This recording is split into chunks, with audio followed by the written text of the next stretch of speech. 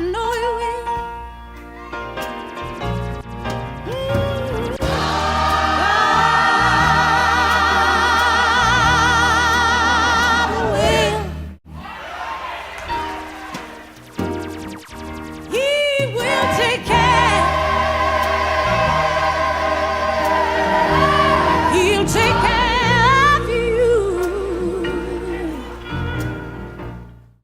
We are out here on East 93rd Street and Clarkson. There was a shooting behind of us directly.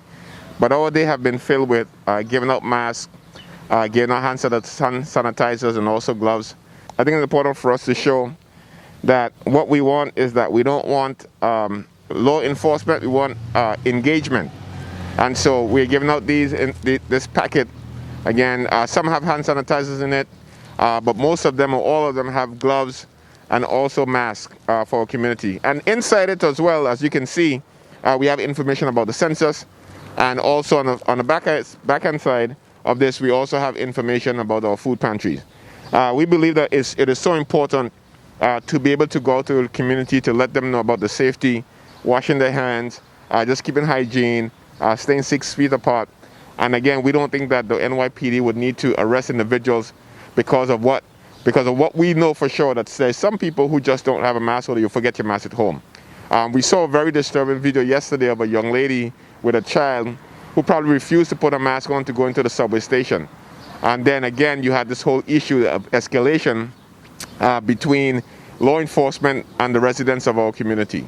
And so one of the things that we have to do consistently is say that, listen, we are putting ourselves on the front line as the first line workers to be able to distribute these masks, PPEs to individuals who we know for sure would need them in our community. So we're hoping and praying that once we can get back up and running again fully as a city, that we put structures in place to make sure that the violence and the retaliatory shootings don't continue on unabated in our communities.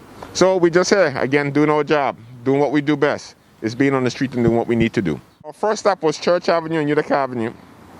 And we started to give out masks over there. There was also a shooting on East 51st Street and Church Avenue. And so we were there today. And now we came over here at East 93rd and Clarkson Avenue to continue the operation of giving masks and PPEs to our community. I find it that very interesting and actually refreshing to see that people in Flatbush, in that area, was really wearing masks and understand the importance of this. As a matter of fact, one lady said to us that we should actually go to the parks instead of coming to Flatbush to give out masks. But you know, some people in certain areas we can see, like we were in Eastern Parkway and on Utica on Sunday, and there were a lot more people without masks.